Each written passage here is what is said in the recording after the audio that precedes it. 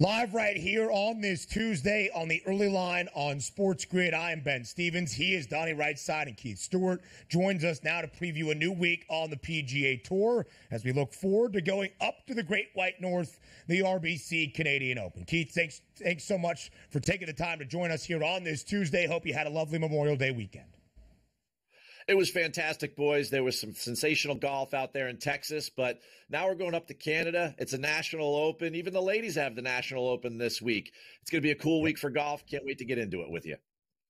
The United States Open for the women on tour this week as well. And Nelly Korda, who is doing dominant things, almost akin to Scottie Scheffler. We will discuss her prowess for the U.S. Open this week. But, of course, Keith, it was a difficult weekend in the world of golf as well. If you followed anything that happened in Dallas at the Charles Schwab Challenge, you've heard about the passing of Grayson Murray, who was a PGA Tour winner even as early as this year. It was a somber, memorable week on the PGA Tour. Keith, we had you on to talk about the Scottie Scheffler situation a couple of weeks ago. Things that have happened outside of the ropes have really been a topic of conversation on the PGA Tour. How would you describe what you heard the atmosphere was like this week in Dallas? Well, it was definitely one, especially on something like Memorial Day weekend, where we all tend to look and put things in perspective. To lose Grayson Murray at 30 years old, it kind of gets swept under the rug from time to time, how lonely the life can be out on tour. And, I travel to a ton of events. You guys know that. And when you're out there in the hotel scene and you don't have a lot of people to be with, or, you're just looking for things to do from time to time, it just is certainly part of the lifestyle that doesn't really get much publicity. And it's obviously Grayson was dealing with some demons for a long, long time. I mean, this guy was an unbelievable junior golfer. He was extraordinary on the Korn Ferry Tour. He qualified for a Korn Ferry Tour event when he was 16 years old, guys. I mean, this guy was a tremendous talent, and he got caught up with some demons and depression. And it's really, truly a sad story. And for those guys out on tour that are traveling, even for the Scottie Schefflers, who are number one in the world, it's just a constant reminder of how difficult that lifestyle on the road can be from time to time.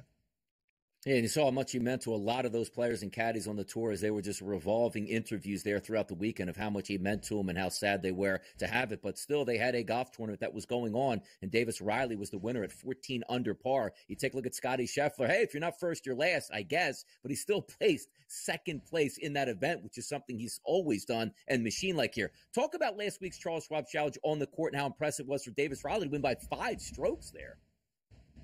Well, Donnie, he started the week at 350 to 1. And Carver and I talked about this last Wednesday on Golf Wednesdays.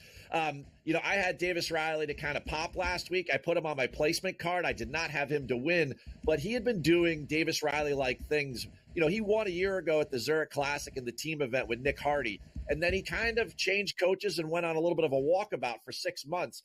But over the last 6 weeks, he's shown some signs. He was good in Dallas. And I said, you know what? This is a perfect fit for him. He was once runner-up at Valspar down there at Innisbrook, which is a great comp, not only for Colonial, but for this week as well up at the RBC Canadian Open. So I put him on my card because you could get a nice 4-to-1 number on a top 40. I mean, this guy was really off the grid. And all of a sudden he pops up and he takes down Scheffler there in Texas, in his hometown of Dallas.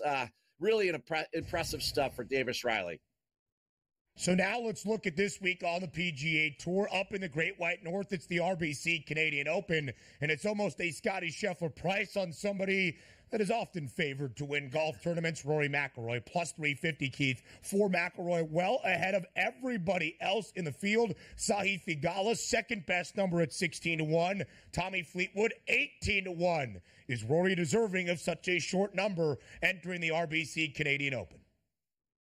Well, a lot of people are going to say no because Rory hasn't won enough times, this year, or like in Scottie Fat, like they're comparing him to Scottie's number. But the fact of the matter is he's got those 2 wins in recent weeks. He didn't have a very good PGA championship. Maybe the controversy surrounding his divorce, I'm not quite sure.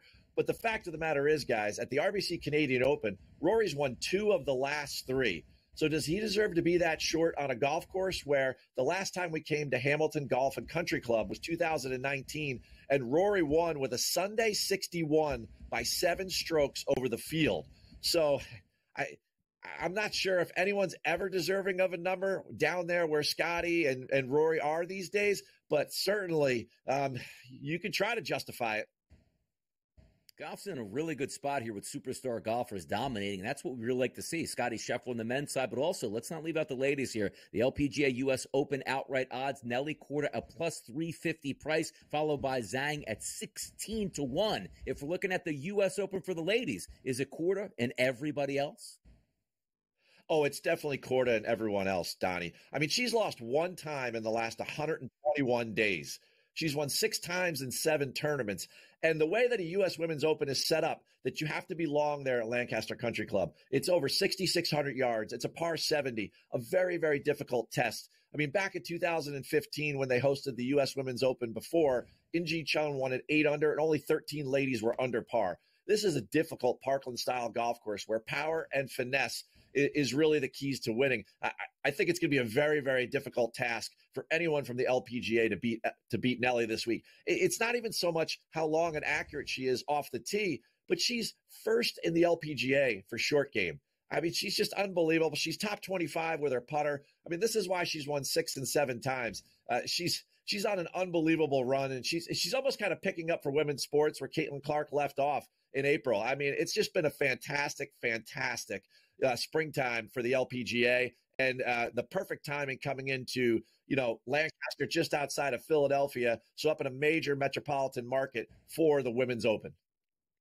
Is Donnie making a trip out to the U.S. Women's Open to see dominance in front of his very own 2 eyes and Nelly Korda this week at the U.S. Women's Open? We shall see. Keith, we appreciate the time, as always, to start off a new week here on the early line. Enjoy all the golf this week, the Canadian Open on the PGA Tour and the U.S. Women's Open as well at Lancaster Golf Club.